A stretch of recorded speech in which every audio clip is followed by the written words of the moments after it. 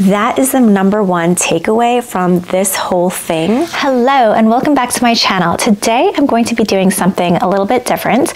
If you've watched any of my videos before, you know that I have a little playlist called Life Stuff Videos.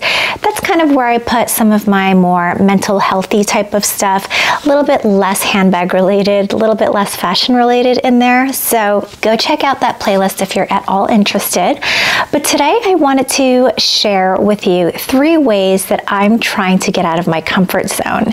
And the reason I think it's kind of appropriate to be sharing this with you now is because I'm really in a place where I'm not like setting resolutions where I'm like, this is where my intentions are. I'm further along in that journey where I've been really turning a corner, and that's been really exciting, and I'm really seeing a lot of progress. Now, I will say that these are things that I've been working on for a very long time. It's taken a lot of hard work. It's taken a lot of perspective changes, and that can only come from within. So this is really just a video to hopefully help you make some changes if you feel like you need to. But I think self-improvement is always a good thing, and that's what I always strive to do. So let's get started, and I'm going to share with you 3 ways that I've really been trying to get out of my comfort zone. Okay, so the first one is more along the lines of a fear.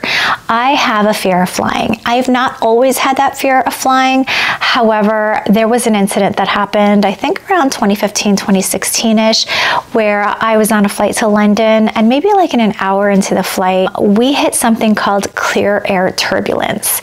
Now, just to back up and give you a little bit of context as to what happened that scared the living daylights out of me, is that I was traveling with my family, so my 2 kids who were quite young at the time, and my husband. And everything was smooth, everything was wonderful, everything was quiet and peaceful, and then all of a sudden, the plane dropped what felt like a free fall for, God knows how many feet. It felt like 1,000 feet that we fell. I don't know how many feet we actually fell, but the plane basically dropped.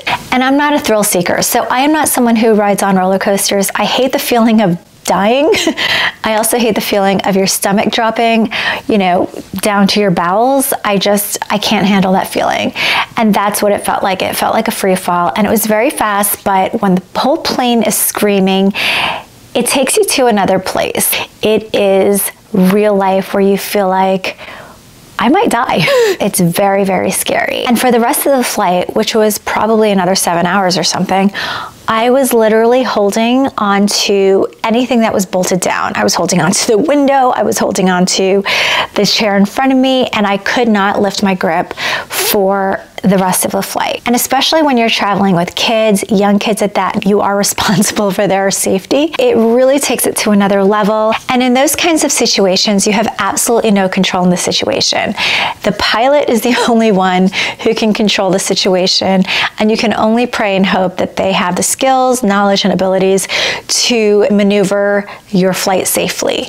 And the weird thing about it at the time was that I had never heard about clear air turbulence. I had obviously never experienced it before. And the weird thing was that there was no announcement on the flight. So there was no flight attendant or captain that went on the loudspeaker that said to everybody, sorry about that, everything's good, that was clear air turbulence, it's very common, no problem, enjoy the rest of your flight. Like, there was no announcement, nothing like that whatsoever. And it was very strange to me. So while everyone else around me appeared to be calm, I was still clutching onto everything and anything. Thankfully, my kids were asleep during the time, so they slept through the whole thing and didn't feel anything. But for me, it was a completely different experience that changed my entire outlook on flying and traveling in general. And so ever since that point, I said to my husband, I'm not traveling. I'm not getting on a plane ever again. And so we didn't. And my way of dealing with it was through avoidance, which is quite common for a lot of other people as well. So we didn't travel by plane for the next 2 years. And it came to a point where I realized in my life, this was not realistic. I can't avoid flights because I'm afraid of it. if I want to live the life that I want to live, which includes traveling abroad, then I need to get on flights and I need to figure out how to deal with this. And after 2 years of avoidance, it came to a head and I had to deal with it. And I dealt with it in a number of ways. Number one was books. I read Feel the Fear and Do It Anyway. I wouldn't recommend it. It's not that helpful, to be honest. The premise was basically feel the fear and get over it, and that's not very helpful. But I did do a number of things, and I'm going to share that with you. So if you have a fear of flying, I would say everything was in baby steps. So I'm going to try to keep this video as short and concise as possible. And if you have any questions, then please leave them in the comments, because I would be happy to elaborate more if that's helpful to you. So I'm going to try as quickly as possible to run through all the different many ways that helped me kind of get to the place where I finally am today, which is much less fear, much less anxiety. After that incident, I finally had to get on flights, and it was not easy, and the physiological reactions were real.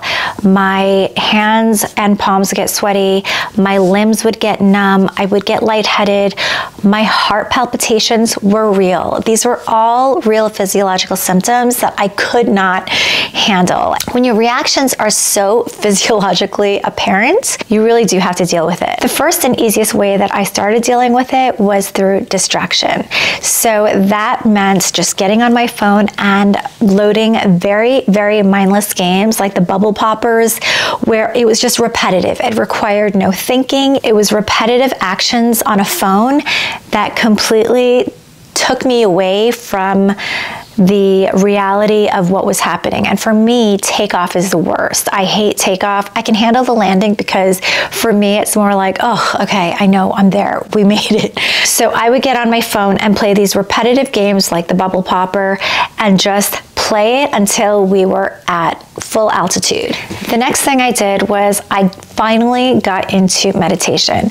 Meditation is something that I have never been a believer on. It's never something that I thought would be right for me or even work for me. And I just thought it's all kind of a little bit hokey.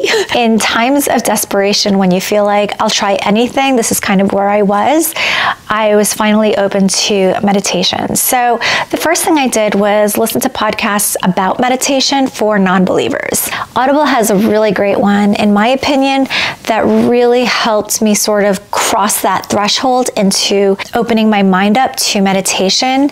And it was really geared towards people who were skeptics, like myself.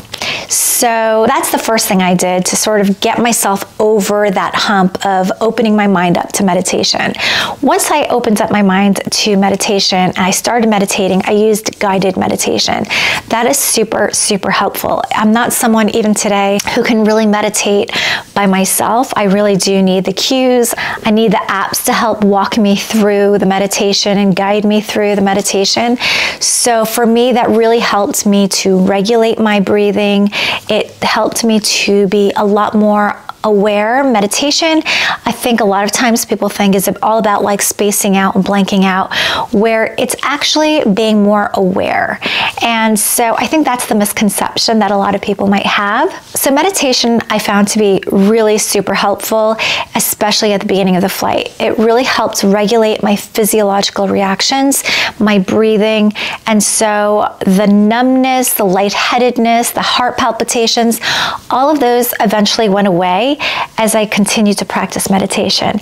And it is a practice, I will say. It's definitely a practice. It's not something that helps you overnight. It is definitely something that you need to practice and get better at. And so that is something super useful. Another tool that really helped me is listening to audiobooks. And a lot of them are very personal. You know, it could be anything really that works for you. What worked for me though was listening to Deepak Chopra. So you can find a lot of stuff for free on Spotify. You can also download some of his books on Audible. Deepak Chopra's voice is so soothing, very reassuring. A lot of his affirmations really help your soul. They really help your soul. And so if you are someone who is, I don't want to say ASMR, but like For me, voice is very important in calming me, and Deepak Chopra has this really soothing, reassuring way of basically saying, you're gonna be okay. Everything's gonna be okay. The other way that really helped me in kind of working through my fear of flying is taking baby steps with my next few flights. So I wasn't getting on a flight that was gonna be a 14-hour flight. I was getting on 1-hour flights, maybe 2-hour, 3-hour flights, and taking those baby steps and seeing how I feel. And every time I did that, you get on a flight and you're like, okay, I'm good. That was good. It was a win. And you have to take those wins because those are all successful flights. But the other thing that really helps me is to keep perspectives. That means that I had to remember that there are millions of flights that take off every single day throughout the world. And I would say more than 99% of them are successful, smooth, happy flights that took passengers from point A to point B, and everything was fine. So the things that do happen in the news that have to do with tragic flights and things like that, those are anomalies, and they are not everyday common occurrences. And it's very, very important to keep that perspective, to keep your sanity. Another tool that I really used was to educate myself, and that is the most powerful and most important way of getting over any fear, is to face it, and to face it through education and knowledge. Because the more knowledgeable you are, the less fearful you are. For me, I spoke to family members who were in the Royal Air Force, and I explained to them what had happened, and I said, why did this happen? And then we get into, a broader conversation about commercial flights in general and the safety standards. And actually, my brother-in-law is a safety officer within aviation. So that was a really important conversation I had a long time ago with him. The other thing that really helped me was finding YouTube channels with real pilots, either former or current pilots, who fly planes and know all the ins and outs, and actual subject matter experts on the topic of safety and aviation. And they go through real statistics on safety standards. They go through real examples of what actually happens during flights. They talk about clear air turbulence. They talk about weather turbulence. They talk about how the planes are built to withstand this kind of turbulence. What happens when one engine fails? All those scary situations that you don't actually want to hear about, I had to face those, and I had to hear them, and I had to understand it and educate myself. And the more educated I felt around the topic, the safer I felt. And so that is real information, and not hearsay of anecdotal stories from a friend of a friend of a friend of what happened. All those kinds of anecdotal stories sound so scary, but when you actually hear it from subject matter experts, you take in the information differently, and you feel a lot more empowered. And that's a really good feeling. And the way that I know that I have made tremendous progress in facing my fear of flying, and knowing that I have turned a real corner and made huge progress, is that I can now watch the news, and knowing what's happening with like the Boeing planes and the door flying off and the shirt ripping off of the kid and all of that stuff, I can actually watch those news stories. I can actually now read those articles, where before I avoided them like the plague.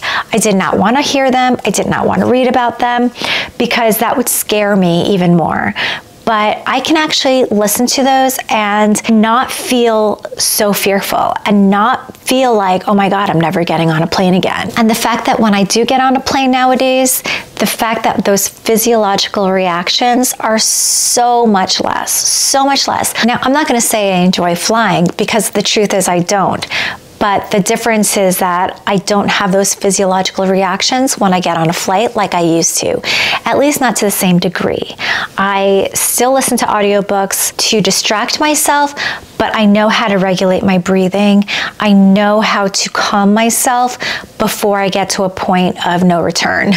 So facing the fear of flying has been a journey. It has been probably, an 8-year journey at this point. that's a long time to work on something and to finally feel like you're turning a corner. But flying is not something that I do every day. So it's no wonder that it took a long time. But yes, 8 years is a long time to actually feel like you're turning a corner.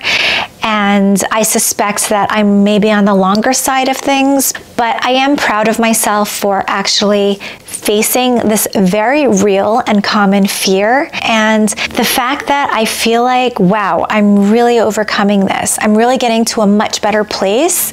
That's a huge win for me. And as a matter of fact, I'm going on many trips this year and I'm really looking forward to them.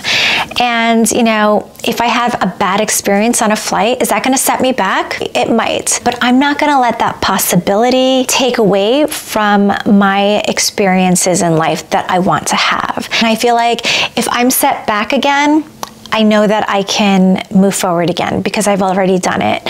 And so I think that's something that I'm really proud of.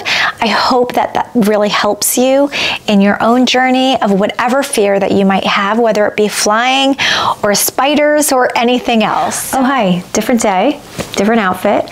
I had to refilm parts of this video because I was getting a little bit too blabby and I wanted to just be a little bit more succinct in what I was saying. So here I am. The second thing I wanted to share with you of how I'm getting out of my comfort zone is that I've really been trying to stop the negative self-talk. Now, I am very notorious for being such a negative Nelly to myself. I think it starts with a confidence issue for sure. And when you're a little bit younger and you start getting some compliments, sometimes you don't know how to take them. So a lot of the times when someone shared a compliment to me, I'd be like, almost like arguing. And I would say, oh no, you don't know what you're talking about. Oh, stop it. That's total nonsense. You know, I would say everything in the book because I just didn't believe any compliment until one day, I don't even remember who it was, but I do remember one day someone said to me, just stop and take the compliment. And I was like, oh, okay. Now, that was a totally new concept for me because I never believed any of the compliments that were paid to me. So it was just a very strange thing, but it did stop me in my tracks where I thought, okay, I'm going to stop arguing with people and all I have to do is say thank you. And really, it goes a long way to sort of the internal dialogue that you then have with yourself. Now, if I believed everything I said to myself that was negative, I would get nowhere in life. And the reality is that I do have some level of confidence to do things, but when you think of things sometimes a little bit on a personal level as opposed to a professional level, career-wise, it's a little bit different, and you kind of almost believe your negative self-talk. And if I did, then I would never explore any creative side of me. I would squash every idea that came to my head, and I certainly wouldn't have a YouTube channel. Now, I will say that having a YouTube channel has been probably the biggest self-experiment I've done for myself. It is really a barometer to see for me how far I can take it and what I can do with it. And my channel has been a really nice outlet for me to share the things that I love, which is obviously handbags and fashion, and also achieving some sort of mental balance and sort of sharing the things that I've been learning along the way. So the first obstacle for me was to tell my negative self-talk to shut up when I first came up with the idea of, hey, why don't I start a YouTube channel? Once I decided to start my YouTube channel, all the doubts that I actually had that I told to shut up is now suddenly in your face and you're completely confronted with it. Now, I am someone who does not take many pictures of myself. So I am very rarely in family photos. So all the pictures are of my kids and my husband. And when you look through my camera roll, you can hardly find any pictures of me. And part of that is because, yes, I am the family photographer, but the other part of it is because I hate being in front of the camera. I am so self-critical. Anytime I take a picture of myself and I look at it, I zoom in and I'm like, this is terrible, and I delete it. So any picture I did have, I deleted. So I have very few pictures of me with my family, unfortunately, and I am trying to change that. But my point being is that now that I'm in front of the camera because I decided to start a YouTube channel, suddenly you're like, wow, what are you thinking? So when I go back to edit my videos, my negative self-talk is even louder. So I'm completely critical of. I often have a hard time getting my thoughts organized and my words together. I feel like I have marbles in my mouth. I can't articulate myself. I often say I have like resting bitch face. I also learned from editing my videos that, oh my God, I also have resting bitch voice. So all these things that you kind of are so self-critical about, I've really been learning to mute that voice. It's just not serving me. And if I continue to listen to that prevailing voice of negative self-talk, I would never be able to achieve anything on a personal level. And I would always have self-doubt. And there comes a time where you kind of have to slap yourself and say, enough is enough. And I just got to a point where I was like, you know what? I'm going to try it and I'm going to see. And my biggest regret would have been if I never tried, then I'll never know. And a year later of having this channel, you know, I'm still very self-critical about basically everything that I see when I'm editing, but I do have to let a lot of it go because a lot of it is what I'm aware of. It's like I have a spotlight shown on all of the things that really bother me about me, but chances are no one else is thinking the things that I'm thinking. So the self-reflection process is definitely real. I continue to go through it, and a lot of that self-reflection that I've been learning on this journey as I have my YouTube channel even a year later is that I just need to keep going. I just need to keep going, and I need to continue to believe myself. I will get better, and I have been accepting myself a little bit more and more after I record each video because I am learning something a little bit different, and I am trying to tweak things, and I am trying to do better. So I'm not perfect by any means, and I don't aspire to be perfect, and I also don't aspire to have a humongous YouTube channel. So, you know, I think if I have some of my realities in check, then I'm good. So if you're someone like me who has a lot of negative self-talk, I would encourage you to do something completely out of your comfort zone and make it really just a self-experiment for yourself. I would say just keep your expectations in check, keep practicing whatever craft it is that you are experimenting with, and just see how you feel. And I think that over time, you don't have to be the best at something, but if you realize that you're making some sort of progress, then that's a win. And if you're enjoying yourself along the way, then even better. Okay, the third and final thing that I'm going to share with you that I've been doing to get out of my comfort zone is that I'm coming from a place of yes. I would say about 6 months ago, I just had this weird epiphany. It really came out of nowhere. I just woke up one day and I said, I'm coming from a place of yes. So if someone asks me to do something, no matter who it is, if I have the availability to do it and I have the ability to do it, whether it be financial resources or weather permitting or schedule permitting, I'm going to do it. And I shared this epiphany with my husband, and he was like, wow, that's pretty cool. And so we decided to do it together. And I also shared it with him so that we can be accountable together. And I have to say, this mind shift has been completely enlightening. I will say that it's all the small things that count. Now, I'm not saying that come from a place of yes. Someone says to jump out of a plane and you're coming from a place of yes. It doesn't have to be anything big or gigantic. I would say it's the little things that count the most, and it's the little things that mean the most. So when my kids are like, hey mom, do you want to go ride a bike? Well, if the weather permits and I have the ability in my schedule to do it, then I'm going to say yes, and I do it. It is so easy to say no to things because you're tired or you're lazy or you don't feel like it or you're just not in the mood. There's a million reasons why we all say no to things. And at the end of the day, if you say yes to those little things of, hey mom, do you want to throw basketball together back and forth, just pass it? Yeah, I mean, that's 5 minutes out of my day. And guess what? The feeling that I get after I finish that 5 minutes of literally tossing a ball back and forth is huge. I just feel way more connected to my son. My son feels more connected to me. It just works. It's a win-win. When we're invited out to go to an event or something and it's not my cup of tea and it's not something that I would ordinarily want to do, I say yes. I'll give you a perfect example. Several months back, we had friends who were like, we have tickets to Ed Sheeran. Do you guys want to come? I like Ed Sheeran, but I wouldn't say I'm a fan of Ed Sheeran. And by the way, the concert was like 5 hours away. So I looked at my husband and we're like, do you want to go? Sure, let's go. So we took a train 5 hours away. We went to the venue and we saw Ed Sheeran. And I will say it was a fun time. We had a really good time. We made a weekend out of it. And I even have a new appreciation for Ed Sheeran. And so it was a really great experience, because the easier thing would have been, I don't really want to travel 5 hours away. I don't feel like taking a train, considering I'm not a huge fan of Ed Sheeran. And that makes perfect sense. But again, it's coming out of the no and stepping into the yes that just makes a huge difference. It makes a huge difference to my relationships. It makes a huge difference to my heart. I'm opening my heart to so many more experiences. Even the smallest experience of, I might prefer to stay inside and watch a Netflix movie than go fill in the blank with people that I hardly know. The easiest thing to do is make an excuse for yourself to not do something. And I would say that since I've had this mind shift, it has been such an amazing experience for me. Because the reality is, what I've been learning is that after I do whatever that said thing is, I come away and I walk away feeling way better about myself, because I've opened my heart. I have more relationships. I feel more connected. And that is something that only you can do. And that, to me, is something that is so invaluable, so precious, and so important to me, to feeling very connected in this world, in a world where it's so disconnected.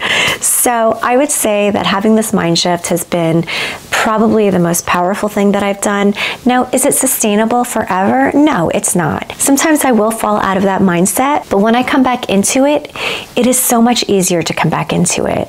And you feel like your life is back in color again. It's the weirdest thing, and it's really hard to articulate sometimes, but the only thing I'll say is, try it for yourself and see how you feel, and see if you feel any differently. And again, it's really the smallest things that count, that matter the most on an everyday basis. Now, I will say, is there an opportunity for some people to take advantage, like your kids, for instance? Oh, can I have $100 to go to the mall?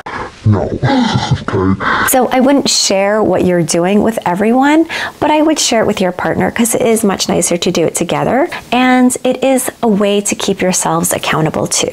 I think that's probably one of the things that has been the most meaningful to me. And while you can't see it, I can feel it, and that's the most important thing. So that's it. Those are the 3 things that I've been doing to get out of my comfort zone, and some of them have taken 8 years to get to before I started turning a corner, and some of them have been 6 months. And I don't care how long it takes. For me, is that I feel like I'm turning the corner. And if you feel like you've been in a rut for a long time, or you feel like you need some sort of positive change in your life, I would encourage you to sort of think outside of your comfort zone and just think about, what are the small things that you can do to start making some of those shifts? And all of it starts with within. And if you want to do it, you can do it. Tell that negative voice to shut up and just do it and see what happens. And I promise everything's going to be okay. It will all work out and things will be good. And nothing will ever hurt if you try it. So if you're looking to get out of your comfort zone and you're not quite sure how, maybe some of these things you want to adapt and try for yourself, it'll only make you feel better about yourself. So I really hope you enjoyed this video. If you enjoyed the video, then I really hope you hit the like button. That really helps me out. If you want to continue watching some of my other videos, then go check out some of my other playlists, and I will see you next time. By the way, if you're still watching this video at this point, then I really appreciate it. Chances are you might be someone who regularly watches my videos, and if you are, then I really appreciate it. You might be someone who comments on the regular, which I appreciate even more, or you might be a silent watcher, which is totally fine too. As a token of appreciation, I didn't want to put it in the title because I don't know how to do giveaways. I don't know how it works. I'm also a little bit wary of how those things work, but I wanted to express some way of saying thank you to the folks who do watch my videos on the regular. And if you're new here, you're welcome to this too. I really want to somehow show you my appreciation for you guys watching my videos and supporting me, and that's such a great feeling to have people who actually watch your videos So I thought maybe I can treat you to a coffee. So I'm gonna put up a picture of the gift card so that you can scan it at your nearest Starbucks. So treat yourself to a coffee. It is a limited amount. I'm gonna start with maybe $50 or $60. I'm not really sure. Let's see, this is my first time doing it, so I don't know how it works. I hope it works. And screenshot this and treat yourself to a nice coffee. And it's first come, first serve until the gift card runs out. So let's just see how this runs. And if you did use it, let me know, because I want to know if it works. I need to know if it works. So thank you so much. I really do appreciate you watching me. So I hope you enjoy a coffee, and cheers.